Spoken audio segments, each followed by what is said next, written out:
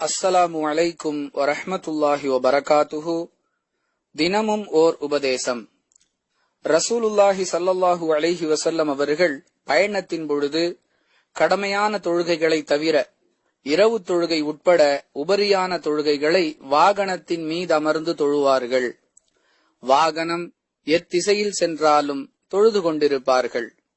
அறிவிப்பவர் இப்னு Umar ரலியல்லாஹு அன்ஹு. நூல் புகாரி, ஹதீஸ் எண் 1000.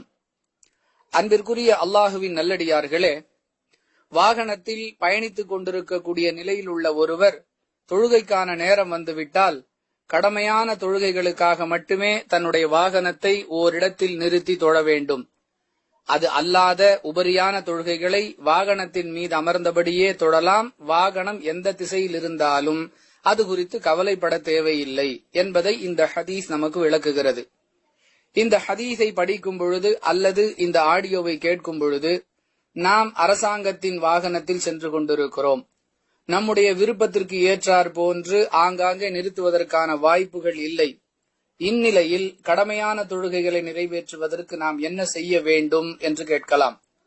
அன்பிற்குரியவர்களே, உபரியான தொழுகைகளை அல்லாஹுடைய தூதர் அவர்கள் வாகனத்தில் இருந்த நிலையில் வாகனம் எந்த திசையில் சென்று கொண்டிருந்தாலும் கிபிலாவை முன்னோக்க இயலவில்லையே என்பது குறித்து கவலை கொள்ளாமல் தொழுதார்களே, அதே போன்று நாம் கடமையான தொழுகைகளையும் நிறைவேற்ற வேண்டியதுதான்.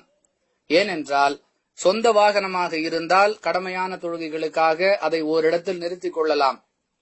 பொது வாகனம் அரசு வாகனமாக இருக்கும் பட்சத்தில் அல்லது நாமே கட்டணம் செலுத்தி பலரோடு பயணம் செய்யக்கூடிய சந்தர்ப்பத்தில் அவ்வாறு நிறுத்தி தொழ இயலாது. அதே நேரத்தில் கடமையான தொழுகைகளை நிறைவேற்றியே ஆக வேண்டும் என்பதற்காக நிர்பந்தம் என்ற அடிப்படையில் தொழுது கொள்ளலாம்.